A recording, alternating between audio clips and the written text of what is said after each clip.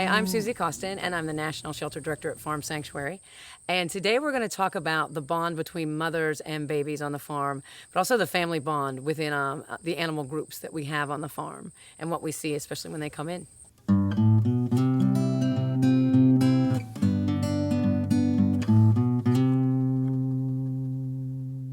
This past April, we did a large rescue in Cattaraugus County, New York, involving a backyard butcher, and we took in 60 animals from that case.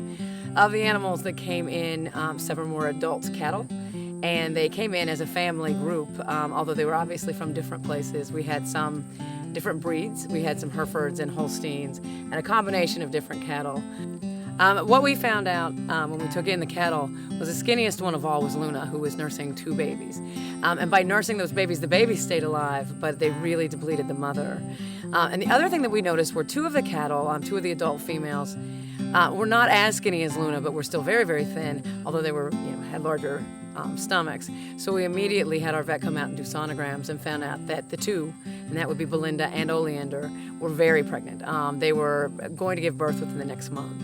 So we got prepared for the birth. What we didn't know was that Belinda had a lot of health issues that didn't show up until after she gave birth to Elijah. Once we got Belinda to Cornell, it became very obvious that she was a very, very sick cow. And we took Elijah with her so they would be together. But it got to a point where there was absolutely no way that she could keep Elijah with her because she was so sick. So we brought Elijah home. And watching that, the bond between the mother and the son, we were very excited because we've never had a pregnant Holstein on the farm. So to have a Holstein that's able to keep their baby was just a huge, wonderful experience for all of us, especially for them. And to have her be so sick was very sad. But the lucky thing was that during this time period, Oleander, who was another one of the cows from the same rescue, gave birth to Pappas.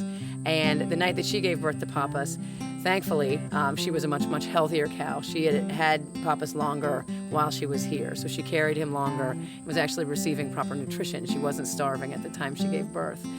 So Pappas came out and was a much wealthier boy. And so in the last week, we decided, since the 2 are about the same age, we thought that maybe, possibly, we could try them together. So we're very excited to give it a try, but also very nervous because we didn't know how Oleander would respond, because a lot of times cows don't want other calves around. And we didn't know if the 2 calves would get along. Pappas is actually a Hereford, so that Pappas is a breed that they use for beef.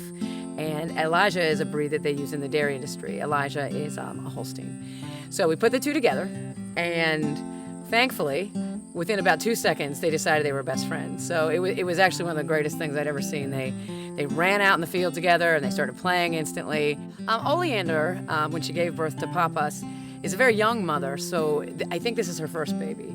And at first we were a little concerned because she didn't seem to know what to do with him. She didn't immediately take to him. He had trouble nursing, and we think it was because she actually wasn't allowing him to nurse properly. But within 24 hours, she was probably one of the best mothers I've ever seen. And the amazing thing is, she's also already doing that now with Elijah. So to see her now with these 2 babies and being a very protective mother, she does this head swing. The head swing is a warning, as is the guttural noises that she's making. But she's trying to teach them what's safe and what's not safe. And it's just a whole language and a whole relationship that's so amazing to be able to watch. And this is just such a great example of, the sentience of these beings, the love between them. They're so tight and they're so close right now and so bonded that she would do anything for both of these babies, not just the first baby. So it's just an amazing thing to watch, how much love they have for each other and just how bonded the 3 of them have become.